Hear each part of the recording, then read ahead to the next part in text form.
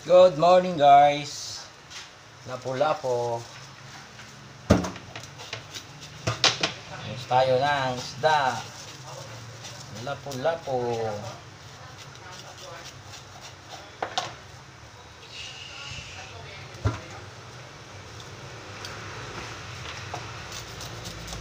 Good morning. Happy Sunday everyone. Mahirap linisin ng lapo-lapo guys. Mahal na siya.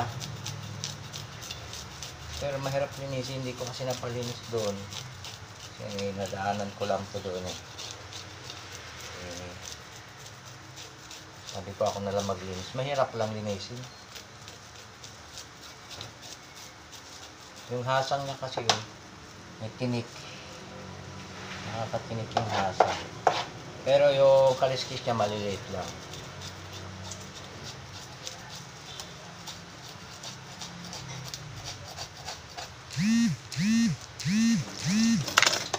Yung hasang lang niya kasi matalim.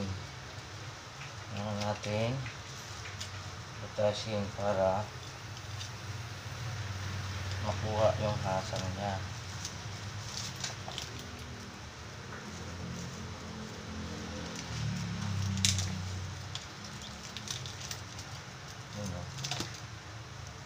Nakakatinik. Meron pala maglinis ng isda guys. Kaya hindi ako sanay. Hirapan mo lang ako pwede magtindero ng isda. Hindi sanay maglinis ng isda. Pasensya na kayo sa apron ko.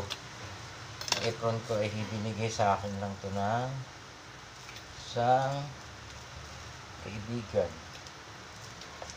Kaya ganyan. Pero hindi po ako nag-endorse ng politiko.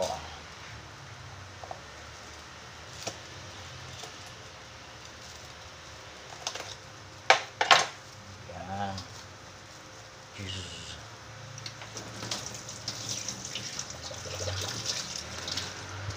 Yung hasang niya guys, oh. Malaki. Tapos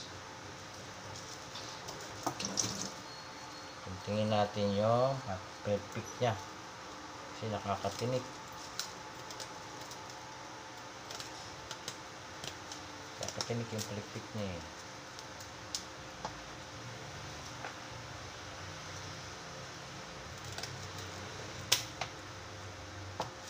Yan ang paglilinis ng isda.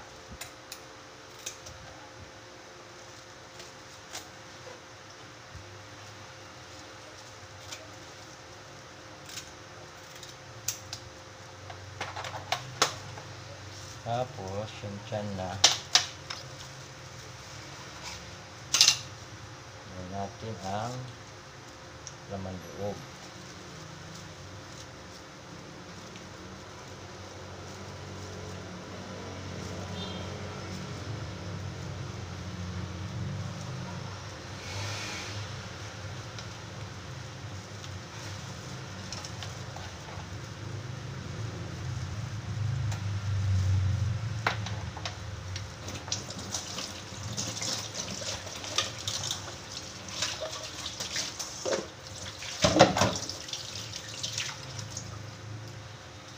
Okay, malinis na.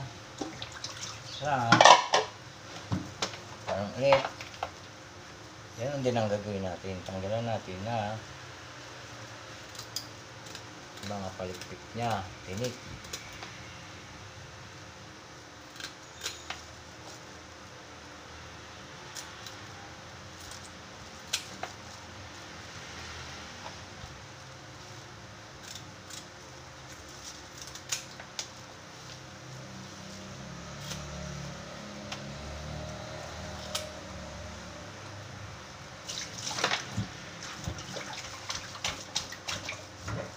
Bumabara na yung lababo.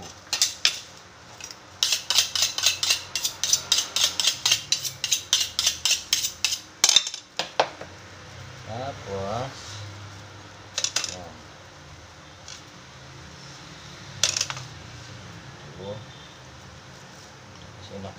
madaling makasira yung lamang loob. Pag hindi natanggal yung lamang loob, madaling masira ang isda. Lalo na kapag ilalagay lang sa rep, kailangan malinis.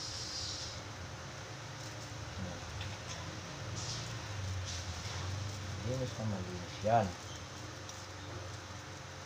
Kasi ilalagay lang natin ito siya sa rep. Uuwi pa ito ng Cavite. Kailangan malinis. Okay. Dalawa. Ito, last. Yung malaki.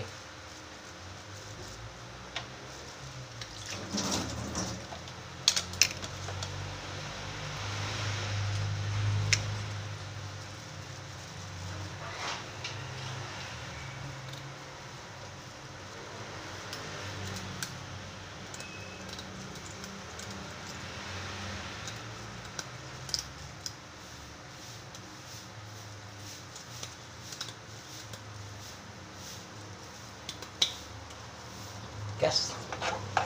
Mapurol na yung aking dunting.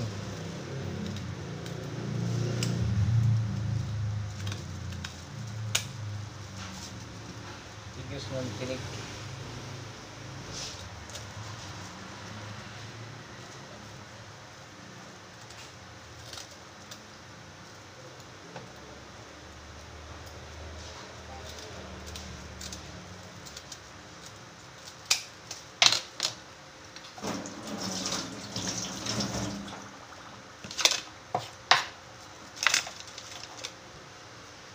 Ito lang ang paglinis ng isda. Kailangan tanggal na tanggal yung kanyang buka. Lalo kapag ilalagay lang sa rep muna at hindi pa na malulutuin para hindi agad siya nasisira.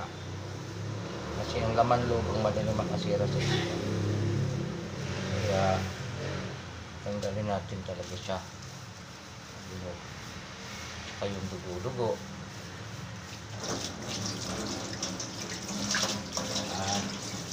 Sarap nito guys.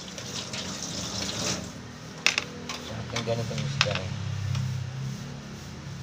Lako-lako. Tsaka kulang to sa ano guys. Hindi masyadong ma-acid. Ilis ng acid to guys. Masyadong acid. Oh, yan. Tapos na. Thank you for watching.